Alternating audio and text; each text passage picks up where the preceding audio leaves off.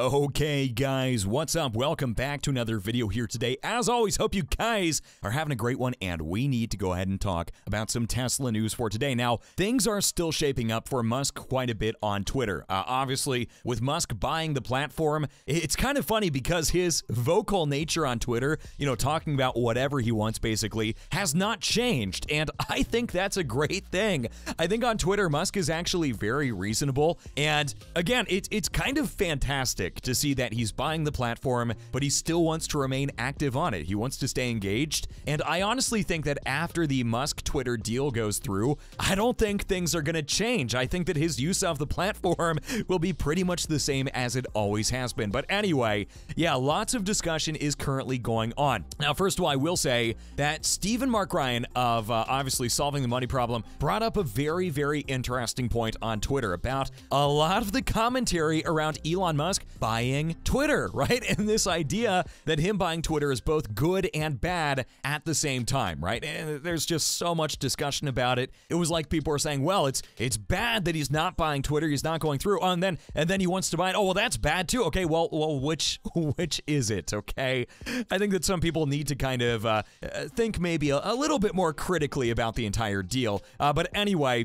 Elon Musk weighed in on this, also responding and said, so they're saying that not buying Twitter is bad, but also buying Twitter is bad? And yeah, I mean, this is one of those situations where Elon Musk is evaluated pretty unfairly from all angles, right? And there's so much discussion about people saying, well, Musk has to buy Twitter. He's got to buy it. It's his obligation. And then people are saying, well, no, don't buy Twitter. Don't do that. Oh, no. They're like, oh, he's stuck. He's got to buy it, But then, no, don't do that. No, please. It's a really kind of strange dichotomy that I think we've seen a lot of recently, and I think that honestly we're going to see a lot less of it once people realize that Musk is a good person to have in charge of Twitter. I think that in terms of making it a more authentic platform where people really interact on a really daily basis, it's going to be a good thing, because look at Musk's record of using Twitter. He is very authentic on the platform. He's been tweeting for years, for literally a very long time,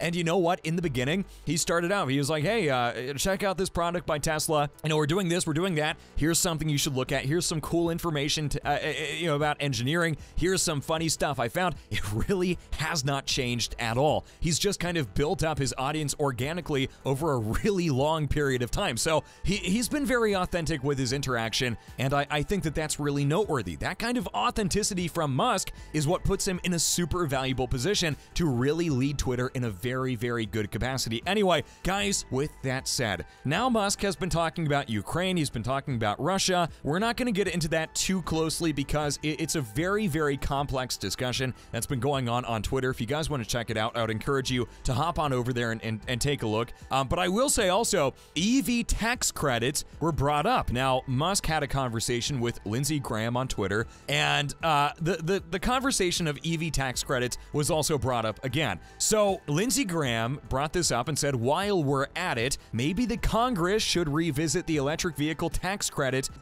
issue, paraphrasing a little bit. Anyway, it is where the credit is now solely benefiting electric vehicle manufacturers who have increased prices equal to the tax credit. Now, I'm gonna say right now, that is something we have actually seen with other companies. However, we have not seen Tesla do the same thing. The reason why is because Tesla has been around for a super long time. Tesla was one of the first companies to experience the tax credits, and they were in a really hard market for electric vehicles. So Tesla wasn't able to, increase their prices with the tax credit. It was something where back in the day, it actually really did benefit people buying electric vehicles. And Tesla's application of that credit was really, really well managed, okay? I will say that right now, it feels like a lot of companies look at the tax credit and they say, well, that means we can raise the price of vehicles by $7,500. And it's not something we want to see, right? Who does? Do you guys want to see that becoming a thing? Nobody wants that, okay? Tesla doesn't take the same approach. We know the Tesla prices have gone up recently. They have. Prices of materials are very expensive. Manufacturing costs, very expensive. I think the price over time will normalize. I think we're going to see a point in the future where EVs are less expensive than ICE vehicles, all while being better at the same time. But it will take time, and you know what? When it comes down to it, sometimes vehicles become more expensive when prices majorly increase.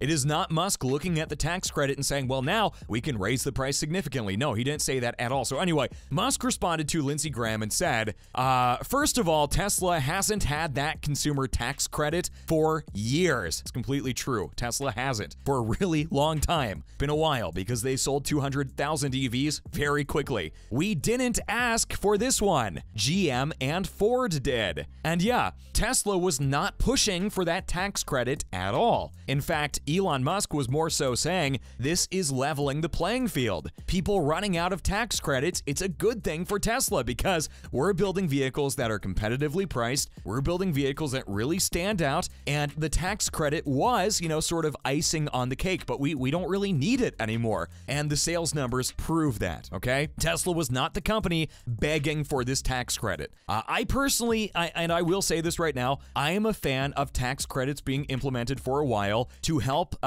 people get into electric vehicles and make that transition. I will say that Tesla has really done a great job, okay, of pushing forward with making vehicles a lot more competitive in terms of pricing. So I think that's also noteworthy as well. Anyway, guys, with that said, let's move on to an update also for X.com again. Now, yesterday, I referred to this as sort of the mother of all mergers, okay? The ultimate opportunity for Musk to consolidate so many ventures under one umbrella. Not only, cars, but media, social media, technology, rockets, all that stuff, right? Satellite communications, all of his very, very impressive ventures really do stand, I think, to benefit from this overarching sort of umbrella, right? X.com, otherwise known as Company X. So Chris Anderson of TED also weighed in on this and said, amidst all the sneering, I'd like to offer a prediction for how the @Elon Musk acquisition of Twitter will play out. First of all, I think the deal will indeed go through.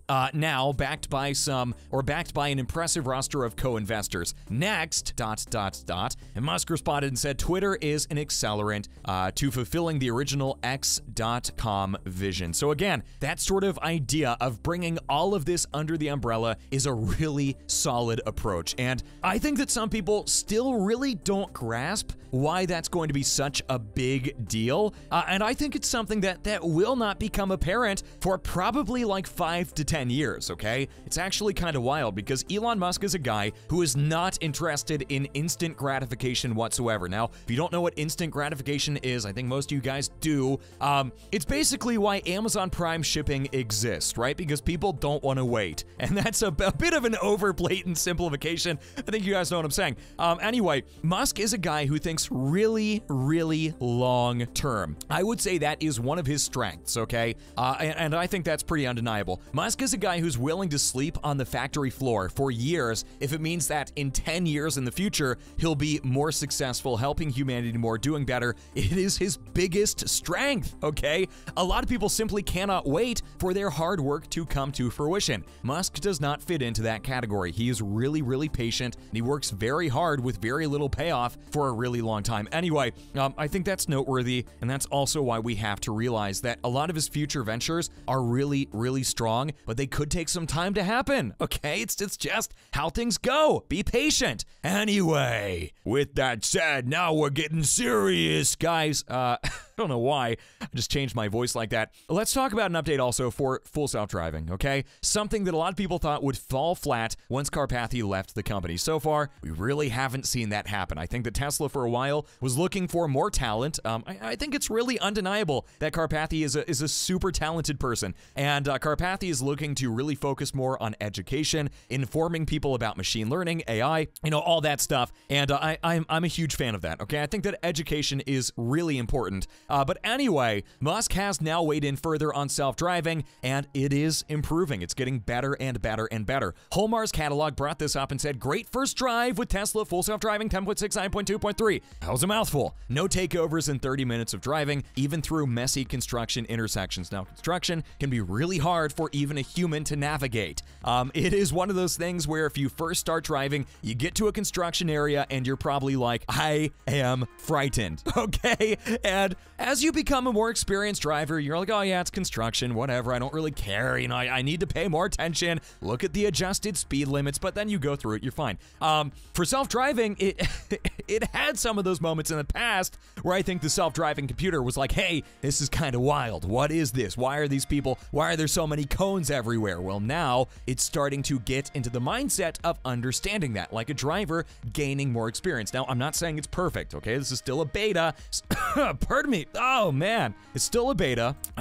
My throat's getting sore. So it's still going to take work. It's going to take time, okay? And that just goes without saying. Please understand that. But Holmar's catalog said, remain impressed with 10.69 series videos tomorrow. Those videos are going to be excellent. Those should actually be dropping today because, yeah, anyway, yesterday, what am I even saying? Anyway, Musk responded and said 10.69.3 will actually be a major upgrade. We're keeping 0.69 just because, haha. So again, Musk having a bit of fun there as well, but still really putting serious effort into this and making major progress, okay? It is really fantastic. Anyway, quick update for SpaceX. Let's go ahead and talk about this. SpaceX launched 2 rockets, 2 Falcon 9s, basically back-to-back within a 7-hour window, which is incredible as well, okay? Really good sign of the advancements actually being made, and SpaceX just seems to be working around the clock. I've said this before, I want to say it again, I want you guys to think about this. Really think about this, okay? I want this to be something that you think of when you're lying in bed tonight, you woke up, you get a midnight snack, and you're sitting there and you think, hey, plug-driven was right. That's insane. Anyway, think about this. One day, we are going to see more commercial space flights than regular flights with airplanes, okay? I strongly believe that that will be a thing, and this is a big part of that puzzle, okay?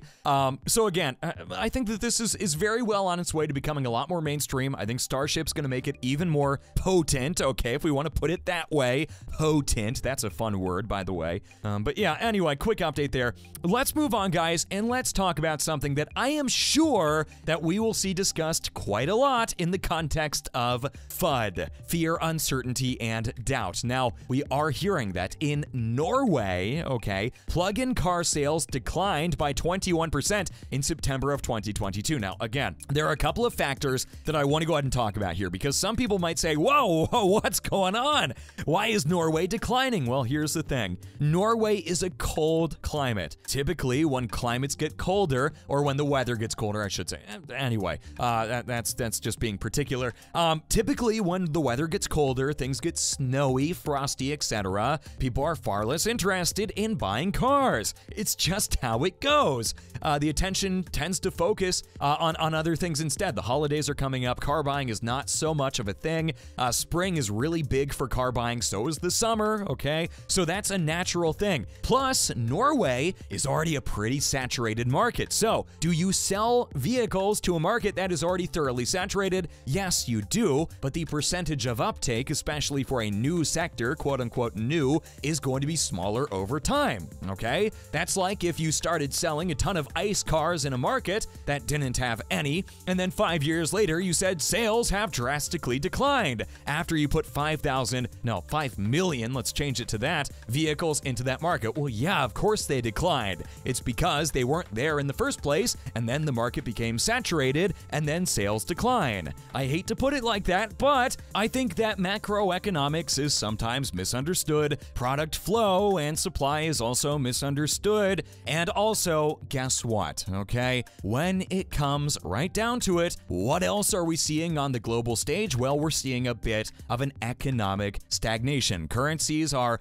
stagnating. We're seeing inflation still being a concern. In conditions like that, cars are generally, again, less of a priority. If someone was going to buy a new car and then their stock portfolio dropped by 30% and they were looking at it and they said, well, I don't really need that new car. Maybe my old Volvo is good enough for now. Well, guess what? They're not going to buy that new car. So anyway, I know I spent way too much time talking about that, but I do think it's a factor that really is very often misunderstood. And it just kind of makes me sad a little because I feel like we see so much FUD around stuff like this and it's like, well, yeah, it's the market naturally progressing.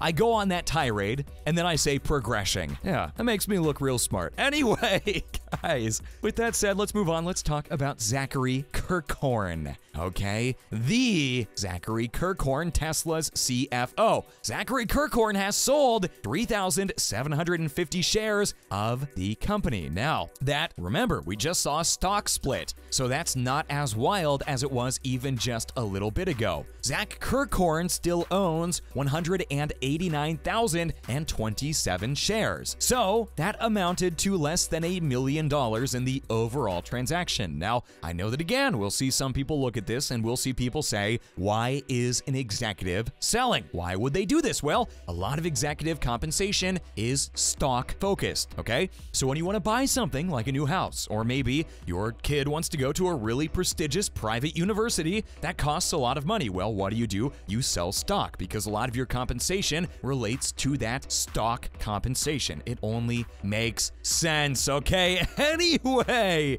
another interesting update that I feel like we see a lot of FUD surrounding, and I like to address those things because I think they're very, very often misunderstood, okay? Anyway, guys, let's go ahead and let's move on to an update also for reverse summon for Tesla. Now, according to Teslarati, reverse summon or park seek, aka when your car parks itself, could now be released this year. Now, this is a really, really big deal, and this is again speculation according to Teslarati based on what we heard during AI Day. I will say again, something we've talked about a little bit, okay, but I think that this is still largely misunderstood, and it is actually pretty industry defining. Now, why do I say it's industry defining? Because you guys might be thinking, so what? I can go into a parking lot, I have my car park itself. Ooh, very exciting, right? A lot of you guys that might live in the suburbs,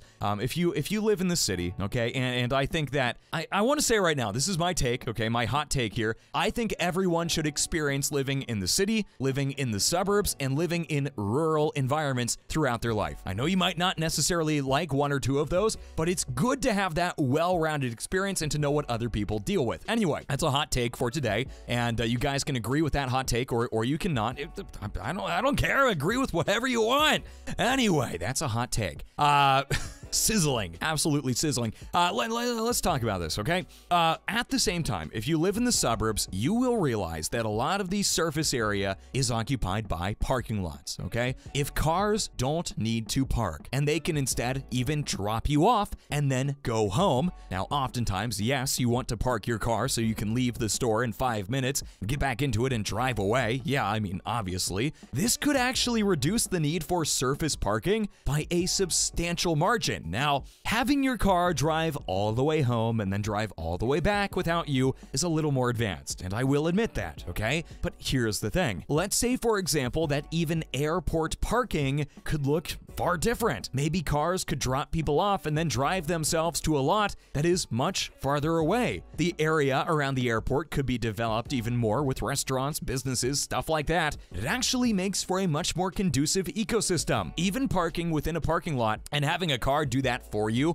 and then having to come pick you up or picking you up is actually a really convenient thing. And don't even get me started on city driving. If you've driven in any moderately busy city, you will know that parking in the city can be a struggle. In fact, it is something that scares people that are suburban drivers. It's always funny. I feel like city parkers tend to be more aggressive with their parking. And when you move to the suburbs, you're kind of like, oh man, I've got so much space. Anyway, I will say right now, city parking could be majorly improved. Let's say that maybe there's a parking garage that you want your car to travel to. Maybe you could do that instead of worrying about finding the perfect spot. You drop your car off, or your car drops you off. Wow, what a difference, right? And then you simply go ahead and it parks somewhere else, doesn't matter where, it tells you where it goes, and then you say, hey, come back and pick me up. And my friends, that makes a huge difference. So I do think I am actually going to go ahead and start to wrap this video up. I think we've covered pretty much everything. Let's take a quick look at Tesla's stock for the day. And yeah, this video was a little bit longer than it ordinarily is, so I apologize for that. But Tesla's stock today so far down by about 1.3%. Now again, the price is still fluctuating. Keep that in mind. Volume has been approximately normal so far for the day. Market's still seeing some volatility, and still something we will keep an eye on as the week wraps up tomorrow. Anyway, guys, thank you so much for watching. Have a great one. Drop it a like, of course, it really helps. Subscribe, definitely do that, seriously. Share with your friends, and adios.